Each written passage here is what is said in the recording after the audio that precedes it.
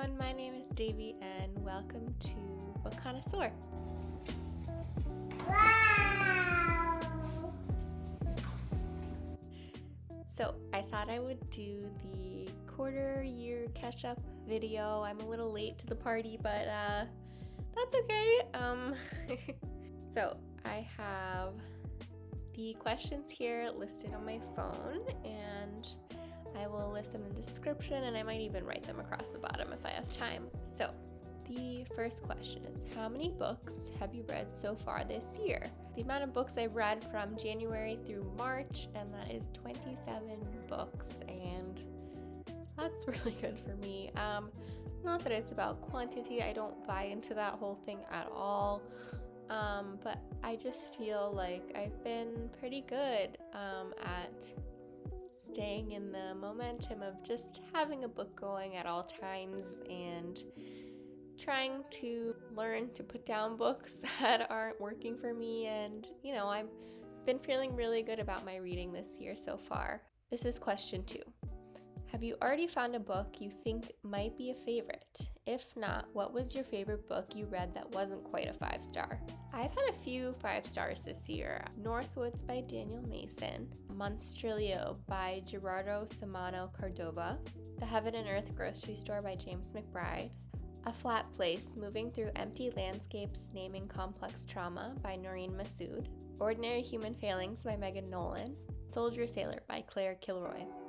So I think I'm going to exclude the books I've read for the Women's Prize and talk about Northwoods by Daniel Mason. And this book is about a house in, I think, Massachusetts. Each chapter is about the house and who the different inhabitants were in this house. And he goes through from the beginning of this country, the 1600s, I think, or early 1700s, all the way through present day. The story and the evolution of this house and the people within it. There are some characters you hate, characters you love, and the best part for me of this whole book was the magical realism element that exists within this whole story. Yeah, and I just really loved it, and I think it's a special book and one I will return to again at some point. Probably not soon, but hopefully maybe next year.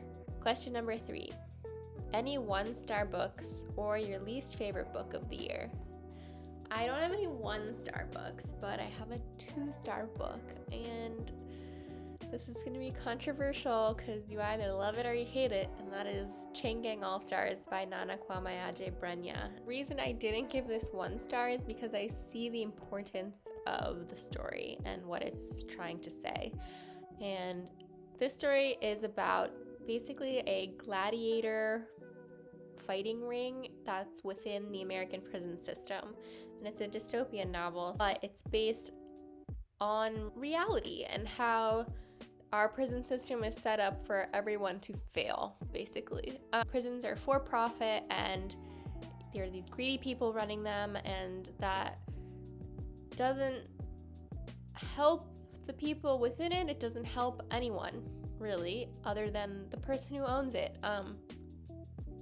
I could go on forever about this, but anyway, I really liked that about this book. I like that he included footnotes with facts about the prison system in the US, and I think that was really beneficial to this whole book. But the whole gladiator fighting goriness of it was just not my thing.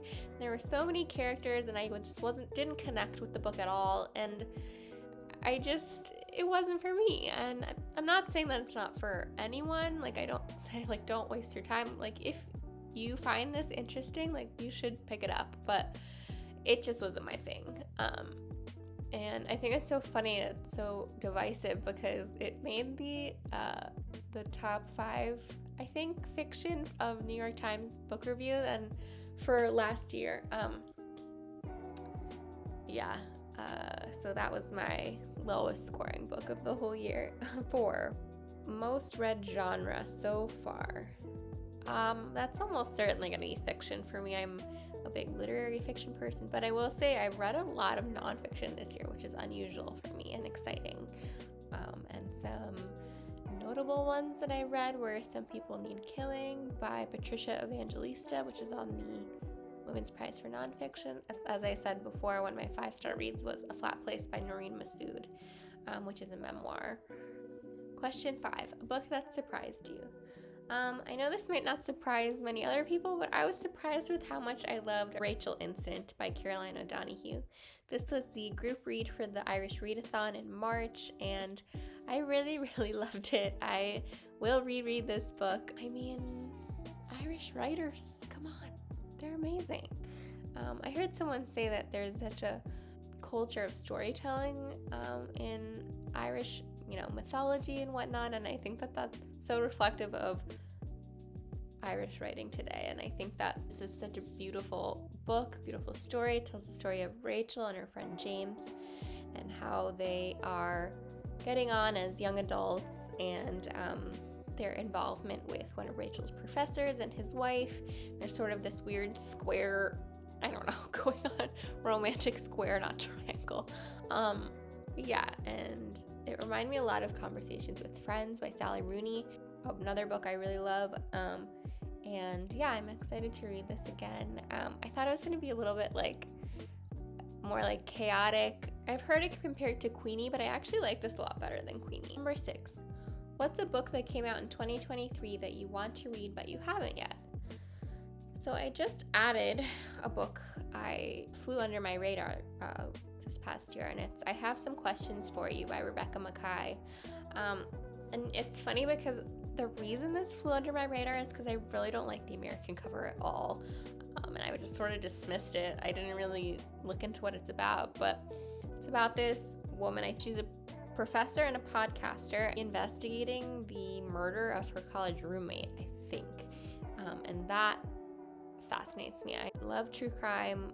I'm really interested in books that are critical of the whole true crime fandom, because I'm definitely part of it. I'm also very critical of myself in that manner, and so I really like books like this that sort of analyze it and look into that. Similarly, Bright Young Women by Jessica Knoll was another book that sort of looks at the whole fandom aspect of true crime. Number 7, one goal you made that you are succeeding in. So my goal for this channel this year was just to make videos, and I think I'm doing pretty well. A handful of you that are watching these, I'm very grateful that you're here. I promise to at least keep making these through the end of the year, and I'm hoping to continue. I really love it, and it gives me something to look forward to during my days, and and it's really motivating me to read more and stay on top of my reading, and I think that that's great for me. I don't recommend everyone read this as much as I do. Use your time as you want to, and reading is a really flexible thing for me when I'm parenting and naps and walks and whatnot, and so it just has been really working for me as a mom to a little toddler running around. Number 8, one goal you need to focus on. I think I'd like to plan ahead a little more with my videos. I have not read from any notes at all during any of these. I sort of just go on a whim, and I think I'd like to have my ideas a little more organized, maybe have some plans for videos for the future, ahead of time, not just the day I'm making them. Yeah, I mean, what I've been doing's been working, but we'll see. Maybe they'll be better off once I'm a little more organized and life isn't so hectic. We just moved, so, I've been unpacking, and that's been taking a lot of my time. But once we're settled, I think I can focus a little more on this and what I want to bring to this channel and who I want to attract to my channel, which is you, hopefully. Yeah, so this is the I think it's called the quarter year crisis book tag. I'm not totally sure. But anyway, that'll be the title under here. I'm not really in crisis. I just thought I'd catch up. But yeah, I will talk to you again soon. Please like and subscribe. Your comments are always welcome. I tag you watching this. I tag you. Yeah. And I will be back again soon for another video. Bye.